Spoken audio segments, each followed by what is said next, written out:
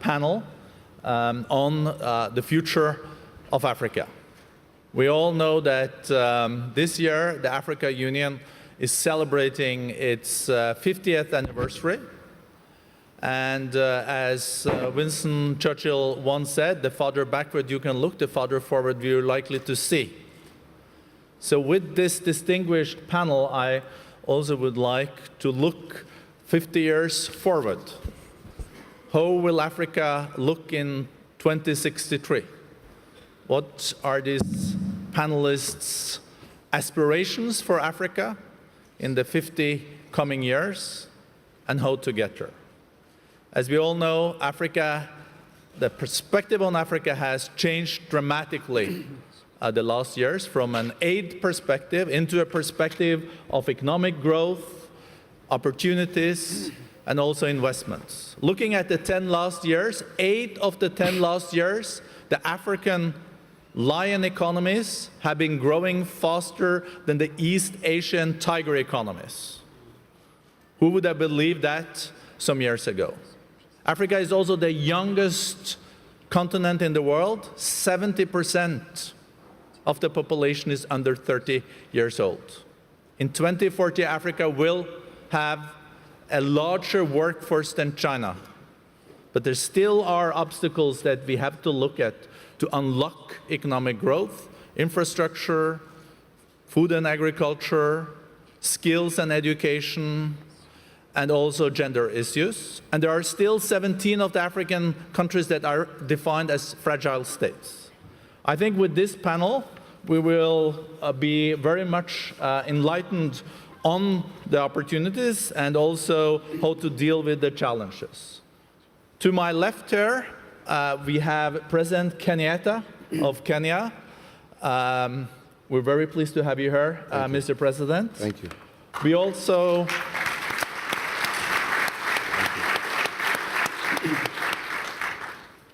we have then the President of the Senate in Algeria, Mr. Ben Salah. Welcome, sir. We have Madame Franny Lotier, Executive Secretary, the African Capacity Building Foundation, Harare, Zimbabwe. Then we have Arif Nakwi, founder and Group Chief Executive, the Abraj Group. Welcome, sir. We have Madame Bineta Diop, Chair of the Executive Board, FEM Africa Solidarité. Welcome. And we have the Finance Minister Anders Borg from Sweden, rated the best European finance minister by the Financial Times for many years.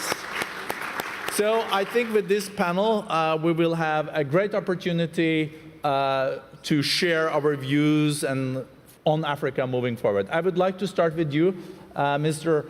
President. Yes. One of the youngest presidents in Africa, if not the youngest, newly elected in Kenya. Mr. President, what are your aspirations for your country and Africa in the coming 50 years? First, I think we need to begin by looking to where we're coming from in order to get a clear understanding as to where we're going. I think we can say that the first 50 years, the African continent was largely characterized by the liberation struggle, the independence movements, and the feeling with the attainment of independence as if that was an end in itself. This is a situation, I believe, that was largely further exasperated by the East-West situation. And rather than looking towards our own ability to drive our nations and our economy forward, independence and power seem to be in itself an end in itself. This scenario you could see characterized by the series of coups that we underwent in the first 50 years of our independence, the inability of our own nations to integrate and to work together, but rather seeing ourselves as competitors, rather as complementers. This is a situation that led eventually to the beginnings of democratization in the late 80s, going into the 90s. But then again, that democratization was seen more as communities vying against each other for power, and not really focusing on the developmental mode, our economic growth, our economic development, and the need for integration. We in Kenya have gone through all of that, save for the element of the military coups. But that struggle has been a struggle that we have been fighting through. A scenario which in 2010 saw us ultimately put in place a new constitutional dispensation, a constitutional dispensation that seeks to allay the various fears that led to confrontation or tensions within communities in Kenya. We now have a system of government where we have a national government, we have the devolved governments, where we are moving towards a process of inclusivity, understanding that we need to create and to begin to come up with developmental agendas that are more homegrown and capable and able of addressing our own domestic issues, the recognition that our region, our neighbors, are not competitors, but rather we complement one another, we need one another in order to achieve our respective objectives and growth. In Kenya, for example, we are seeing that our greatest trading partner today is Uganda, and therefore the need for us to have greater cohesion. Our ability now to understand that regional insecurity is also insecurity with regard to our own domestic issues, and therefore the need for us to take a more aggressive or a more aggressive approach towards ensuring we have regional stability and security. We, for example, now have Kenyan forces working together with their Somali counterparts, as well as IGAD and other African nations, to ensure that we have a stable and secure Somalia, with the recognition that instability in Somalia prevents us from actually achieving our developmental agendas. We're moving now towards greater integration with regard to the East African community, understanding that our ability to open up our potential rests with the ability to work together with our regional neighbors, the understanding that we need to have our private sector better motivated and being the engines and the drivers of growth as opposed to government. Government's objective should be to create an enabling environment for the private sector to succeed. Our understanding that investment in our youth, that as opposed to minerals and natural resources being our greatest strength is exactly what you've mentioned, our population, a youthful population that requires motivation, the ability to give them the skills to be able to take advantage of the growing opportunities that are available. So in a nutshell, I see in the next 50 years our ability to have our regional trading partners, our trading blocs becoming much more integrated, moving towards, for example, in the East African community, towards a single currency, removing the non-trade barriers that exist, attracting investment not from a Kenyan perspective, but rather from a regional perspective, empowering our youth and ensuring that they're able to be part and parcel of that development agenda as opposed to watching on the sidelines. This is the great opportunity that this continent has for the next 50 years. And this is really the focus that we in Kenya are really going to be centering our attention on for the next 5 years and hopefully 10 years if the people of Kenya give us another 5.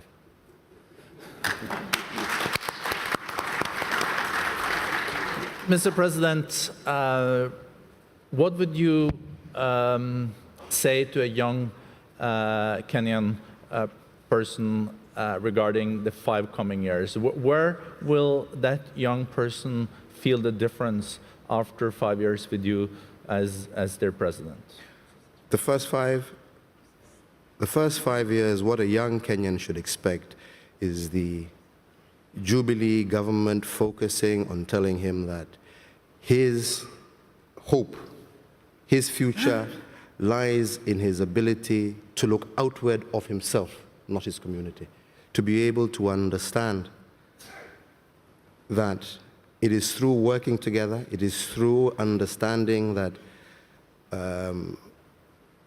a process of inclusivity, a process of him being able to appreciate himself as a Kenyan and as an African, is where his potential lies. To move away from the idea that your community, your ethnic bloc, is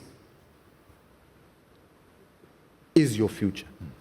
Your future lies with being able to work with other young men and women like yourself in your country, in your region, to be able to fully exploit the potential that you have, and that you have a government that will stand by you, that will create that kind of environment, that will enable you to be able to achieve those objectives with a broader and an outward-looking as opposed to an inward-looking mentality. Mr. Nakwe, as a leading businessman and investor also in this continent, listening to President Kenyatta and looking at the opportunities now in Africa, 50% of the population is now defined as belonging to the middle class. What are the prospects in your view for Africa, and what does Africa need to implement of policies to even enhance the development? So thank you. I have to go back to something the President said. You asked him, what would you expect a young Kenyan to say for the next 5 years? His response was, well, in the first 5 years, this is what he should expect. So I think that's a great reply, because it means you're looking at a longevity of governance in your ability to change Kenya. I think the single most important thing that all people in Africa, not just in Kenya, expect, have a right to, and look forward to is governance, more than anything else. I think Africa has gone through, you talked about fragile states, some of them, and so on. I think Africa, more than anything else, both in the business community and in civil society, needs effective, strong governance models that are resilient, robust, and capable of being a part of the global community.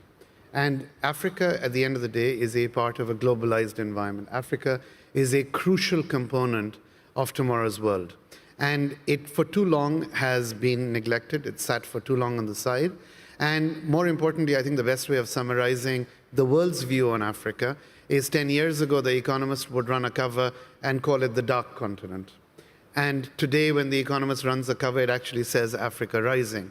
Now, the problem also with the business world and the business community is we tend to react far too quickly, and we tend to act in droves, and we tend to follow trends a little bit too aggressively.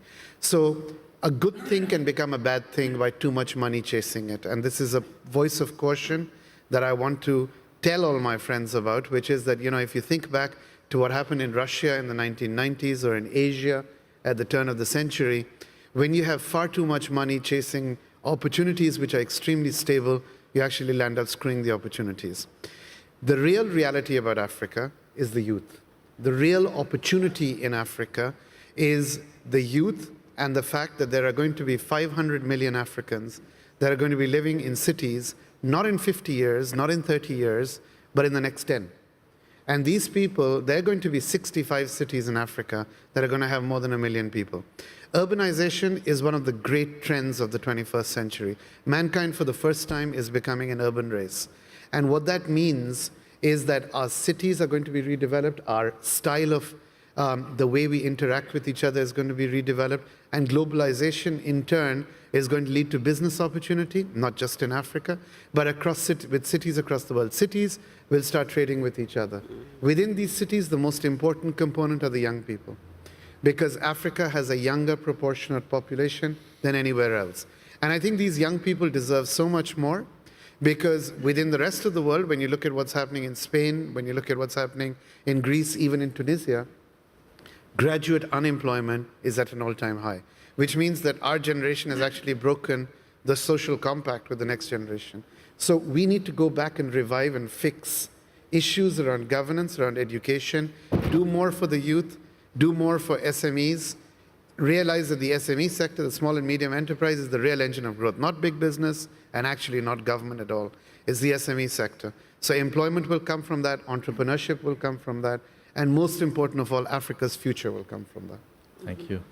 Madame Lothier, you've been following Africa almost in whole your career and looked at what does it take to really create development. And you've seen some positive results now lately. What are your aspirations, and what does it take to really make Africa a prosperous continent with the opportunities that the young people of the continent really need? I think the first area that we need to look at is to have Africa connected, meaning we've put in the infrastructure that's needed so that you can go from one capital to the other without difficulty. We've removed the bottlenecks to mobility, because now it's very complicated to go from one country to the other with visas and other difficulties enclosed in that. That we would have removed the challenge of young people who are educated in one country being able to go and work in another, but finally connected because we have a common goal, a common vision that we all aspire for to take Africa in the right direction. The second aspiration I have is that we would tap into the creativity that we now see in pockets around Africa. You look at what's called Savannah Valley, the Silicon Valley of Africa in Nairobi. There are young people there who don't have a very high level of education, but they are working with the highest end of physics to develop technologies that can be used, whether how to charge your mobile phone on a bicycle, all kinds of innovations that use physics in a creative way. So the creative talents can be leveraged across the continent and delivered not only on the SME side, but on the stitching together between the political work that needs to be done and the administrative work to be done. The last area, which I think is a very important one, is that Africa will be capacitated. That 50 years from now, we are not talking about skills and capacity, but it would actually be in place so that we can take on these investments, take on the conversations across communities. And the one difficult one on the capacity side is I hope in 50 years we would have reduced the sectarian and religious tension and kept it in a way that we are actually working together in a common direction. Mr. President Kenyatta, shortly, Silicon Valley in Nairobi? Absolutely.